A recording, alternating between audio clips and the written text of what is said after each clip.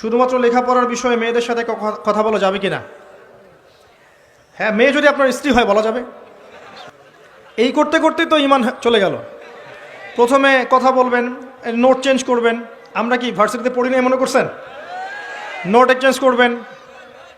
তারপরে কি হয়? নোটটা বাসার সামনে আসে নিয়ে যাইস, এই যে বাসার সামনে যাওয়া শুরু হলো। তারপরে দাঁড়ায় থাকবেন দেখার জন্যে। তারপরে কোনো একদিন কফি খাইতে গেলেন, আবার যে গ্রুপ স্টাডি করেন মাঠের মধ্যে বসে, ছেলে মেয়ে একসাথে, মাশাআল্লাহ। আবার দেখা যায় ছেলে টিচার মেয়েদের ব্যাচ পড়াচ্ছে, আবার দেখা যায় মেয়ে টিচার ছেলেদের ব্যাচ পড়াচ্ছে। আবার আমরা যে ঢাকার ইউনিভার্সিটিগুলো যেগুলো আছে, এখানে দেখবেন ফর্মাল ড্রেসে মহিলা টিচার ক্লাস নিচ্ছে, আর ছাত্ররা ব্ল্যাকবোর্ডের দিকে না তাকায় ওই টিচারের দিকে তাকায়।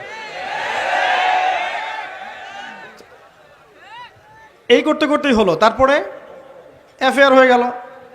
এক পর্যায়ে মনে করছেন পবিত্র প্রেম সম্পর্ক নাই, বিয়ে করবো এক সময়। বিয়ে করতে করতে জেনাও করে ফেললেন।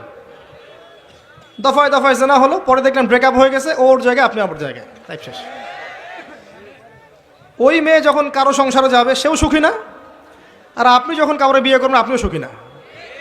যদি তওবা করে আল্লাহর দিকে ফিরে আসে আলাদা বিষয়, তওবা করে যদি গুনাহ মাফ করায় নিয়ে আসে আল্লাহর কাছে আলাদা বিষয়। আদারওয়াইজ এভাবেই যুব সমাজ ধ্বংস হচ্ছে। ছেলে বন্ধু পাতান, মেয়েরা মেয়ে বন্ধু থাকেন। আপনার মেয়েকে আপনি মেয়েদেরকে মেয়েদের স্কুলে পড়ান, মেয়েদের কলেজে পড়ান, আর ছেলেদেরকে ছেলেদের কলেজে দেন। এটা ভালো হবে ইনশাল্লাহ। মাদ্রাসাতেও সমস্যা আছে এরকম, শুধু স্কুল কলেজে না, কিন্তু অনেক সময় মাদ্রাসায় অঘটন ঘটছে না? এইগুলো থেকে সতর্ক থাকেন। মনে রাখবেন, এতে সাদা কাপড়ে দাগ বেশি বোঝা যায়। একটা কাপড় কালো, দাগ বোঝা যায় না খুব একটা। সাদা কাপড় আমাদের এখানে দাগ বেশি বোঝা যায়। বুঝে নেন কথার ইশারা। কলেজ পড়ুয়া ছাত্রছাত্রীরা কিভাবে তাদের চরিত্র রক্ষা করবে? খুব ডিফিকাল্ট প্রশ্ন আসলে, এটা খুব ডিফিকাল্ট। আমার নসিহত, কয়েকটা নসিহত হচ্ছে, নামাজ ছাড়িয়েন না 5 ওয়াক্ত। 1 নাম্বার, নামাজ ছাড়েন না 5 ওয়াক্ত।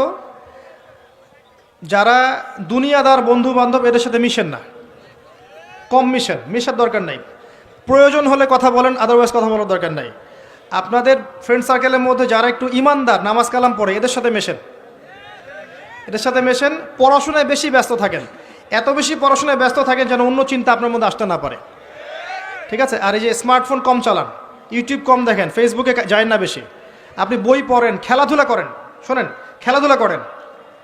আমি জানি এর কিছু ক্ষতিকর দিক আছে, বাট এটা এখন অন্য ক্ষতিকর দিকের চেয়ে বেশি ভালো। এই যে পর্ন দেখা, আপনার মাদকদ্রব্য সেবন করা, আড্ডাবাজি করা, পাবজি খেলা, টিকটক করার চেয়ে ক্রিকেট খেলা অনেক ভালো আছে। আপনি মাঠে খেলেন, ফুটবল খেলেন, জিমে যান, ব্যায়াম করেন, এগুলো করেন। অ্যাটলিস্ট আপনি ওগুলো থেকে বেঁচে থাকবেন। আমি খেলতাম বলেই কথা বলছি তা না, কিন্তু এগুলো করলে অনেক সময় আপনার, শোনেন, এগুলোর মধ্য দিয়ে নেতৃত্ব দেওয়ার গুণাবলী অর্জিত হয়। জানেন কি, নবী সাল্লাল্লাহু আলাইহি ওয়াসাল্লাম যখন ছোট ছিলেন একদম, তাকে দুরন্ত পরিবেশে নিয়ে যাওয়া হয়েছিল, ওই যে মরুভূমির বেদুইনদের কাছে। সেখানে তিনি ভাষা শিখেছেন, খেলেছেন, শারীরিক গঠন শক্ত হয়েছে। খেলাধুলা করেন, তাও ভালো, ফুটবল খেলেন, এমন খেলা খেলেন যেটাতে আপনার শরীরের কসরত হবে। তাই বলো যে অনলাইনে লুডো খেলতে বসে যান না, আপনি খেলেন, শারীরিক পরিশ্রম করেন, দেখবেন আপনার শারীরিক কসরতের কারণে আপনার ঘুমটা ক্লিয়ার হবে এবং আপনার ক্ষুধা বাড়বে, খাবার রুচি বাড়বে। আপনি খাবেন বেশি, তখন ব্যায়াম করবেন, ফিজিক্যালি স্ট্রং হবেন এবং ঘুমাবেন ক্লিয়ার, মাথা ফ্রেশ থাকবে, তখন পড়াশোনা করলে মন বসবে। এগুলো টিপস আমাদেরকে দেয়া হয়েছিল ছোটবেলায়। তো আর বললাম না খেলাধুলার হিস্ট্রি আমার, এতটুকু বলি যে রোজা রেখে 2 বেলা খেলেছি। এক সময় ছিল এমন। যাই হোক, তো নামাজ পড়েন, শারীরিক কসরত করেন, ব্যায়াম করেন, চরিত্র ধরার কথা বলছি। এই টেকনোলজির দিকে বেশি যায়েন না। আপনি কায়িক পরিশ্রম করেন, সাংসারিক দায়িত্ব নেওয়া শেখেন, বাজার করেন, বাবাকে সহযোগিতা করেন, মাকে সহযোগিতা, সাংসারিক দায়িত্ব পালন করেন। এরপর আপনি হালাল রিজিকের ব্যবস্থা করেন। যদি হালাল রিজিকের ব্যবস্থা হয়ে যায়, আপনি যদি প্রাপ্তবয়স্ক হয়ে থাকেন, বিয়ে করে ফেলেন, চরিত্র হেফাজত হবে ইনশাআল্লাহ। বিয়ে দেয় না?